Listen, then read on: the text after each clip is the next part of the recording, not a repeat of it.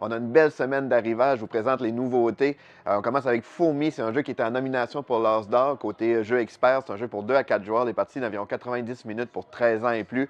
C'est un jeu qui a l'air vraiment intéressant. Moi, j'ai personnellement vraiment hâte de l'essayer. C'est un jeu de développement et de contrôle de territoire dans l'univers des fourmis. Puis c'est le genre de jeu qu'on va utiliser des cartes d'action, puis il y en a au-dessus de 150 différentes. Fait un jeu qui a énormément de rejouabilité. Donc, c'est Fourmi. Nouveau jeu dans l'univers d'Everdell, c'est un jeu qui s'appelle Silver Frost. Ça, c'est l'édition essentielle. C'est un jeu pour 1 à 4 joueurs, des parties d'environ 60 minutes pour 10 ans et plus. Everdell, il y a déjà plusieurs boîtes. C'est un jeu vraiment le fun, un mélange de placement d'ouvriers, gestion de ressources et développement. Ici, c'est complètement un nouveau plateau, des nouvelles mécaniques aussi. On va essayer de développer notre voyage, essayer de combattre les éléments difficiles comme la neige, à faire fondre, maintenir le feu, des choses comme ça, puis faire des différentes quêtes. Donc, c'est un jeu qui a l'air super intéressant, encore un beau visuel. Celui aussi, j'ai bien hâte de l'essayer, Silver Frost. Nouvelle extension pour le jeu Heat, c'est Rocky Roads. Le jeu, ceux qui ne connaissent pas Heat, c'est un jeu de course automobile super simple. En fait, c'est un mélange de deck building, gestion de main, vraiment, vraiment le fun.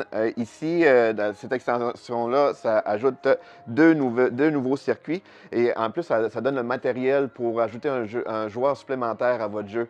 Donc, le jeu de base, c'était 1 à 6 joueurs, si je ne me trompe pas. Là, ça peut permettre de se rendre à 7 joueurs et plus si vous avez les autres extensions. Les parties d'environ 60 minutes, c'est pour 10 ans et plus. Très bon jeu, là, ceux qui ne le connaissent pas. Heat, ça vaut la peine. Witchbound, c'est un jeu pour... En fait, c'est un jeu solo. On peut jouer à plusieurs, mais à la base, c'est une campagne narrative. On parle des parties d'environ 20 minutes pour 12 ans et plus.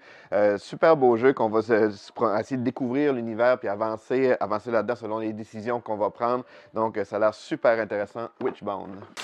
The Witcher, la voix du destin, c'est un mélange, en fait, c'est comme un peu une adaptation manga de l'univers de Witcher. Ici, c'est vraiment un jeu d'alliance et de trahison. Ça a l'air vraiment intéressant. C'est pour 1 à 5 joueurs, les parties de 45 à 90 minutes pour 14 ans et plus. C'est The Witcher, la voix du destin. Echoes of Time, c'est un jeu pour 2 à 4 joueurs, les parties d'environ 45 minutes pour 12 ans et plus. C'est un jeu que j'attendrais personnellement beaucoup. Il y a une mécanique innovante de coulissement de tuiles. J'ai vraiment hâte de l'essayer. Un super beau visuel aussi. C'est un jeu qui a l'air assez facile à prendre en main, mais avec une belle stratégie. Donc, vraiment hâte, Echoes of Time.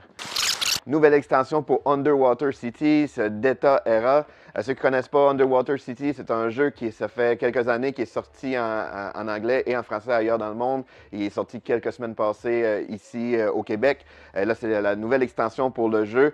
C'est un jeu pour 1 à 4 joueurs, les parties d'environ 40 minutes par joueur pour 14 ans et plus. Et ici, dans le fond, ça ajoute du matériel pour pouvoir construire des centres de données dans notre cité marine. Donc, belle extension pour un excellent jeu Underwater City Data Era. Nouvelle extension pour Civolution.